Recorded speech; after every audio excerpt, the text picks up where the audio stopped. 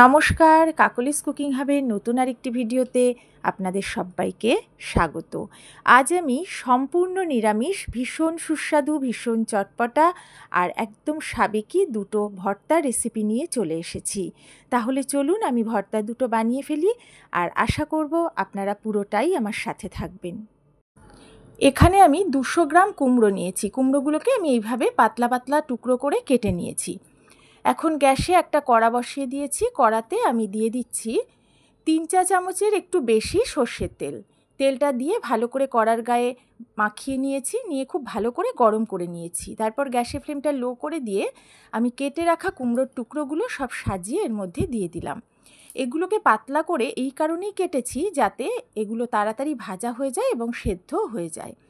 এইভাবে আমি ঢেকে কিছুক্ষণ ভেজে নেব। তারপরে ঢাকাটা তুলে আমি উল্টে দিয়েছি, দিয়ে আবারও লাল লাল করে ভেজে নিয়েছি। দেখুন এর মধ্যে একটা হালকা লালচে কালার চলে এসেছে। এইভাবেই কিন্তু কুমড়োগুলোকে একটু লাল করে করে ভাজতে হবে। বাকি টুকরোগুলো একইভাবে দিয়ে দিচ্ছি এবং এগুলোকেও একইভাবে আমি ভেজে তুলে নেব। বাকি কুমড়োর টুকরোগুলো আমি কিভাবে ভেজেছি সেটা একটু দেখিয়ে দিচ্ছি। দেখুন সুন্দরভাবে লালচে কালার চলে এসেছে। এই কুমড়োগুলোকে আপনারা কিন্তু ঠিক এইভাবেই ভেজে নেবেন, তাহলেই কিন্তু খেতে বেশি ভালো লাগবে। সবগুলো ভেজে তুলে আমি কড়াতে দিয়ে দিলাম 1.5 চা চামচ মতো সর্ষের তেল। খুব বেশি তেল দেওয়ার কোনো দরকার নেই। এবার তেলটা খুব ভালো করে গরম করে নিয়ে আমি এর মধ্যে দিয়ে দিয়েছি 2টো শুকনো লঙ্কা। এই লঙ্কা দুটোকে আমি মুচমুচে করে ভেজে নেব। আপনারা যদি ঝাল বেশি খান শুকনো লঙ্কা পরিমাণ বাড়িয়ে দেবেন, আর এর সাথে কাঁচা লঙ্কাও দিতে পারেন। তবে শুকনো লঙ্কা কাঁচা লঙ্কা দুটোই কিন্তু খুব ভালো করে ভেজে নেবেন। আমি লঙ্কা দুটো বেশ মুচমুচে করে ভেজে তুলে নিচ্ছি। এখন এখানে আমি নিয়ে নিয়েছি বেশ কিছুটা কুমড়োর দানা। পরিমাণ বুঝে এটা নেবেন। এই কুমড়োর দানা খাওয়া কিন্তু ভীষণ স্বাস্থ্যকর।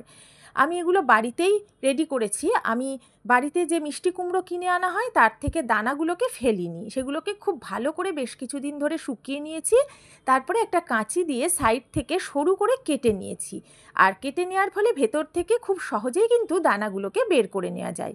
হয়তো কাজটা একটু সময় সাপেক্ষ, কিন্তু এই দানাগুলো খাওয়া খুবই উপকার, রান্নায় দিলে খেতেও ভালো লাগে। তবে এই পামকিন সিড এখন বাজারেও কিনতে পাওয়া যায়। যে কোনো বড় গ্রসারিতে বা মলে গেলে এই পামকিন সিড আপনারা পেয়ে যাবেন। এই দানাগুলোকে বেশ মুচমুচে করে আমি ভেজে নিলাম। এমনভাবে ভাজতে হবে যেন হাত দিয়ে চাপলে এগুলো ভেঙে যায়। এগুলো ভাজা হয়ে গেছে, আমি তুলে নিচ্ছি। যারা এতক্ষণ আমার সাথে থেকে আমার ভিডিওটা দেখছেন তাদের সবাইকে অনেক অনেক ভালোবাসা। সব কিছু একটা প্লেটে তুলে নিয়েছি, আর তার সাথে নিয়ে নিয়েছি বেশ কিছুটা ধনেপাতা কুচি। এখন আমি এখানে নিয়ে নিচ্ছি 1/2 চা চামচেরও একটু বেশি লবণ। লবণটার মধ্যে এই ভেজে রাখা শুকনো লঙ্কাটা ঘষে ঘষে গুঁড়ো গুঁড়ো করে আমি ভালো করে মেখে নিচ্ছি। যেহেতু এটা মুচমুচে করে ভাজা, খুব সহজেই কিন্তু হাতের চাপে গুঁড়ো হয়ে যাচ্ছে। লবণ আর লঙ্কাটা মেখে নেওয়ার পরে আমি কুমড়োর দানাগুলো হাত দিয়ে চেপে চেপে মেখে নিচ্ছি। এগুলো কিন্তু খুব সহজেই গুঁড়ো হয়ে যাবে, তবে খুব বেশি মিহি গুঁড়ো করার দরকার নেই। এগুলো একটু দানা দানা থাকলেই খেতে ভালো লাগবে। এখন লবণ, লঙ্কা, কুমড়োর দানা এগুলো সব একসাথে খুব ভালো করে আমি মেখে নিলাম। এদিকে আমি এবার কুমড়োটাকেও বেশ ভালো করে হাত দিয়ে মেখে নেব। যেহেতু এটা বেশ ভালোভাবে ভাজা হয়ে গেছে, সেদ্ধ হয়ে গেছে, এগুলো স্ম্যাশ করে নিতে কোনো অসুবিধা হবে না। তবে কুমড়ো ভাজার আগে আমি কিন্তু কোনো লবণ দেইনি। তখন লবণটা মাখালে খুব তাড়াতাড়ি জল ছেড়ে দিত, ভাজাটা কিন্তু একদম ভালোভাবে হতো না।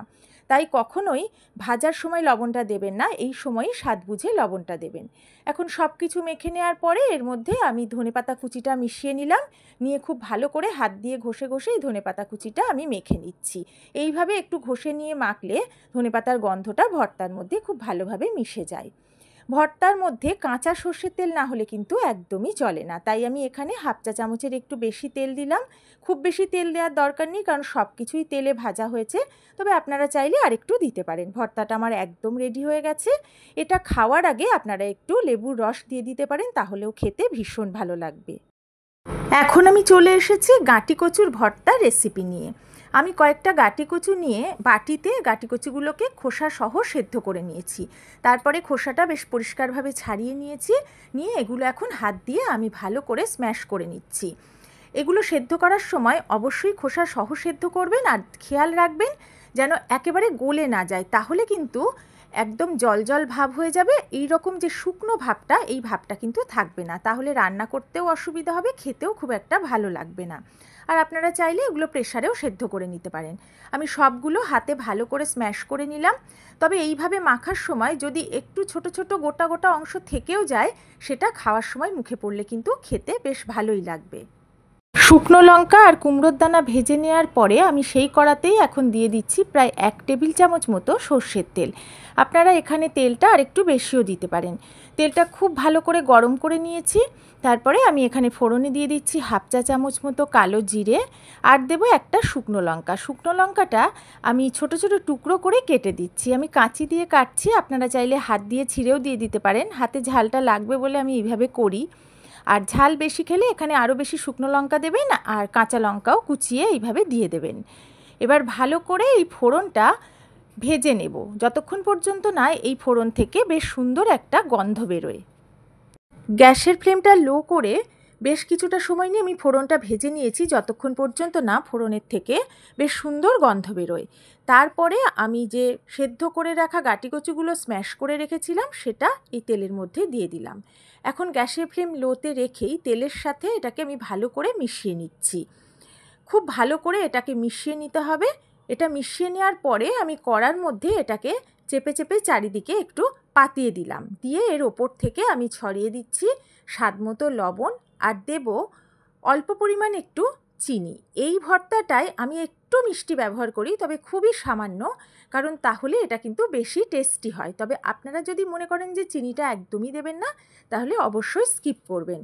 আর লবণ, মিষ্টি, ঝালটা আপনারা অবশ্যই কিন্তু আপনাদের স্বাদ মতো ব্যবহার করবেন। এখন সব কিছু মিশিয়ে নিয়ে বেশ কিছুটা সময় নিয়ে এটাকে আমি ভাজবো। অবশ্যই গ্যাসের ফ্লেমটা সবসময় লোতে রাখতে হবে।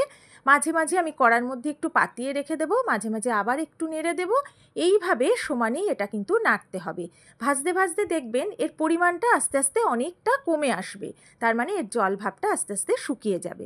বেশ অনেকটা সময় নিয়ে আমি এটাকে ভেজে নিয়েছি। গ্যাসের ফ্লেমটা লোতে রেখে ভালো করে ভেজেছি। দেখুন কড়ার গায়ের থেকে উঠে আসছে, আর আগে যতটা পরিমাণ ছিল এখন কিন্তু অনেকটাই কমে গেছে। খুব ভালোভাবে জলটা শুকিয়ে গেছে, হালকা লালচে একটা কালার এসে গেছে। এইভাবেই কিন্তু এটাকে ভাজতে হবে। আমি এটাকে অন্য একটা প্লেটে নিয়ে নিয়েছি। এখন আমি এর মধ্যে দিয়ে দিচ্ছি ভাজা মশলার গুঁড়ো।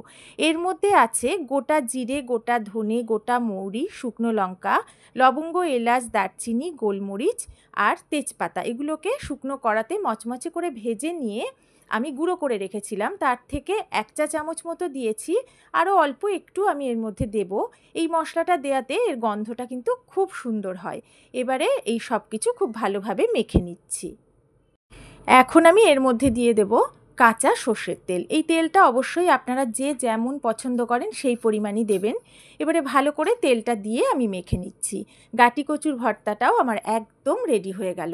এই গাঁটি কচুর ভর্তা এবং মিষ্টি কুমড়োর ভর্তা, এই ভর্তা দুটো খেতে কিন্তু অপূর্ব লাগে। ভাতের সাথে প্রথম পাতে যদি এই ভর্তা নিয়ে আপনারা খাওয়া শুরু করেন, পুরো ভাতটাই কিন্তু মনে হবে এই ভর্তা দিয়েই খেয়ে নিই। একবার অবশ্যই আমার মতো করে বাড়িতে বানিয়ে খাবেন। তাহলে কেমন লাগলো অপূর্ব স্বাদের সম্পূর্ণ নিরামিষ গাঁটি কচু এবং মিষ্টি কুমড়োর এই যে দুটো ভর্তা, আমাকে কমেন্ট করে জানাতে কিন্তু একদম ভুলবেন না।